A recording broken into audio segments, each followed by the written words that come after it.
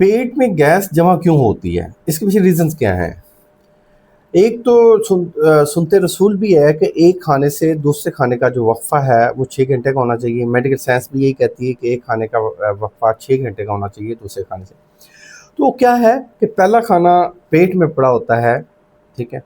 तो दूसरा खाना हम खा लेते हैं तो उसमें ताफ़ुन पैदा होता है, क्योंकि फ्रेंडली बैक्टीरिया तभी पैदा होंगे जब पहले वाले फ़ासल मादों का अखराज होगा कि आपको कॉन्स्टिपेशन नहीं है। जिन हज़रात को कॉन्स्टिपेशन है, फ़ासल मादों का अखराज नहीं हो रहा, पहले वाला खाना पड़ा है पेट में, तो ऊपर से दूसरा खाना खाएँगे तो उससे ये है ताफ़ुन पैदा होगा, एक केमिकल रिएक्शन होगा जिसकी वजह से गैस पैदा होगी।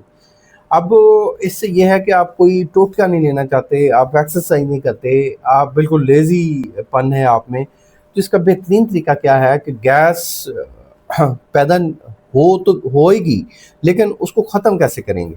उसका क्या है कि आपने हर घंटे में तकरीबन 2 से 3 मिनट लंबे-लंबे साँस लेने हैं। तो मतलब जब आपने साँस लेना है तो पेट मुकम्मल फूलना चाहिए और जब साँस का अखराज करना है, तो पेट मुकम्मल सिकुड़ना चाहिए। इस तरह साँस लेना है। इस तरह साँस लेने से ये है कि आप काफ़ी हद तक स्ट्रेस से भी रिलीफ़ मिलेगा, आपको गैस का भी मसला ख़त्म हो जाएगा।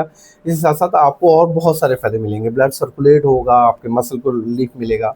आप एक प्रॉपर ट्रीटमेंट चाहते हैं तो क्लिनिक को ज़रूर विज़िट